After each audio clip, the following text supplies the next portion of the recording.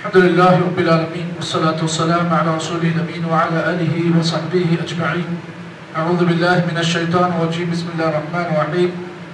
قال اللہ عز وجل ومن یوق شح نفسه فاولئک هم المفلحون.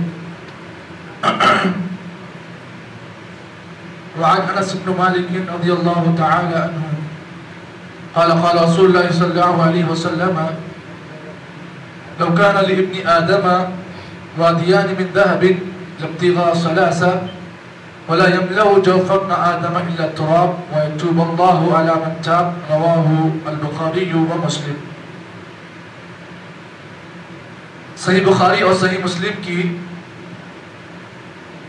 حضرت انس بن مالک رضی اللہ تعالی عنہما کی روایت کردہ حدیث کو آپ حضرات کے سامنے پڑھا گیا. جیسا کہ گزشتہ میں کل کے درس میں یہ بات بیان کی گئی کہ دین اسلام نے اپنے ماننے والوں کو بخیلی اور کنجوسی سے منع کیا ہے اور روکا ہے. اور قرآن مجید کی آیت کریمہ میں اللہ نے فرمایا, غالباً سورہ مجادلہ کی آیت ہے, اللہ نے کہا وَمَن یُوقَ شُحَّ نَفْسِهِ فَأُولَئِکَ هُمُ الْمُفْلِحُونَ.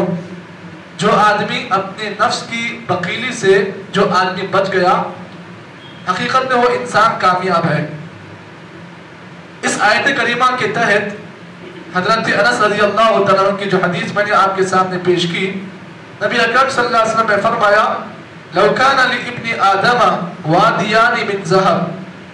آدم کی اولاد کے پاس اگر وادیان من ذهب, سونے کے دو وادیاں اگر ہیں, لابتغاء ثلاثہ, تو آدم کی اولاد تیسری وادی کی تلاش میں ہوگا. اس کے بعد اللہ کے نبی نے فرمایا وَلَا يَمْلَوْ جَوْفَ ابْنَ آدَمَ إِلَّا التُّرَابِ. آدم کی اولاد کی حرص کو, مال کے سلسلے میں لالچ کو صرف خبر کی مٹی ہی بھر سکتی ہے. اس کے بعد پھر اللہ کے نبی نے فرمایا وَيَتُوبَ اللَّهُ عَلَى مَن تَابَ. اور اللہ رب العالمین اسی انسان کی توبہ قبول کرتا ہے جو توبہ کی لیے کوشش کرتا ہے, یعنی جو توبہ کے لیے صحیح ڈھنگ سے توبہ کرتا ہے, اللہ تعالیٰ اسی کی توبہ کو قبول فرماتے ہیں. یہ پوری حدیث کا سلیس ترجمہ تھا جو آپ کے سامنے پیش کیا گیا. حدیث کا سلیس اور واضح ترجمہ میں نے آپ کے سامنے اس لیے بیان کیا تاکہ آپ کو یہ بات معلوم ہو, دنیا میں ہر انسان کے لیے اللہ تعالیٰ نے بعض چیزوں کی محبت کو اللہ نے دل میں رکھا ہے, جیسے کہ اولاد کی محبت ہے, بیوی کی محبت ہے, دنیا سے محبت ہے, دنیاوی چیزوں سے محبت ہے, اور مال بھی ہے. تو ہر انسان کو مال اور دولت سے محبت ہوتی ہے, لیکن اس محبت کو ہم اسی درجے میں رکھیں جس محبت کا درجہ شریعت اسلامیہ نے مجھے اور آپ کو دیا ہے. اگر انسان اس مال کی محبت کو اگر زیادہ اپنے دل میں بساتا ہے تو پھر انسان کا حال کیا ہوتا ہے کہ وہ انسان مال کو اپنے لیے اتنا محبوب سمجھتا ہے کہ مال کی محبت جب اس کے دل میں آ جاتی ہے تو آہستہ آہستہ اس آدمی کے اندر جو ہے بخیلی اور کنجوسی پیدا ہو جاتی ہے. یعنی وہ اللہ کی راہ میں مال خرچ کرنے کے ساتھ ساتھ اپنے گھر والوں پر بھی مال خرچ کرنے سے آدمی جو ہے پرہیز کرتا ہے. یہ کب ہوتا ہے؟